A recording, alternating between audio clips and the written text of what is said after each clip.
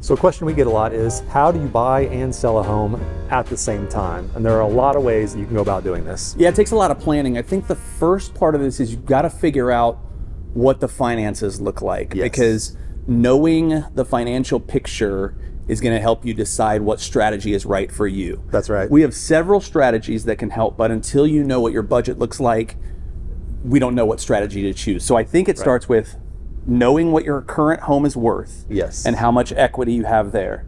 Then you need to talk with a lender to find out what that pre-approval looks like, knowing that, hey, I'm going to make this much from selling my house. Yep. What does that do to the budget on the other side? I think starting there is a great starting point. Yeah. And then another question to ask the lender after that is, can I buy my next house without selling the one that I own right now? Yes. That's the cleanest way to do it is Yes. if you can put maybe a small percentage, 5-10% down on the next house. Then once you close on that and get moved, then you list your current one, or right before closing, then you list your current house.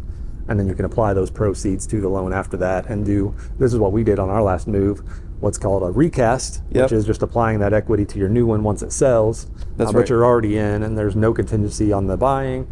There's no contingency on the selling. It's all clean, and you're in your new house. Indianapolis people have a lot of equity in their home as well, Yes, which they you do. talk about putting down 5% or 10%. You may be like, I don't have that, but you can tap into that equity with a home equity line of credit, a HELOC, and use that as your down payment. Now, you still have to qualify for both mortgages for a certain amount of time with a lender, but that's a good way to get your down payment out of what you currently owe or own equity-wise on your home. So let's talk about a couple of the contingency options we have, whether it's on the buy side or the sell side. Yeah, the method we just talked about makes a lot of people nervous. They're not comfortable with that. So there's a couple ways you can go about this. You can offer on your next house contingent upon selling your current one, whether it's already on the market or not. And you have a certain amount of time to get it listed if that offer is accepted. Normally 30-ish days, right? Like get the home listed and then 30 days to try to find a buyer. Yes, exactly. Or you can list your house on the market without knowing where you're going yet and make that sell contingent upon finding suitable housing, finding your next home for you. So you could be looking during the time it's on the market. You could be looking during the time that you're under contract, waiting to close. A lot of times our sellers will want an extended close to give them enough time to find the one.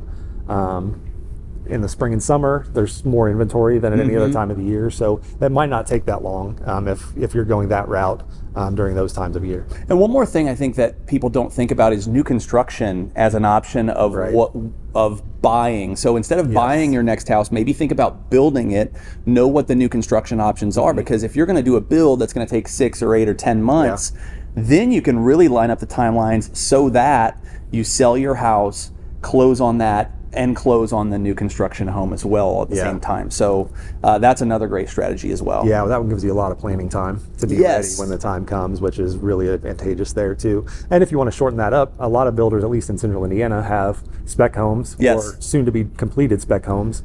You know, so you could be moving within that 1 to 3 month range after your home sells, if you know what you want and they're building that in the neighborhood. That's right. We have 12 different ways to buy and sell simultaneously. Not everything is right for everyone.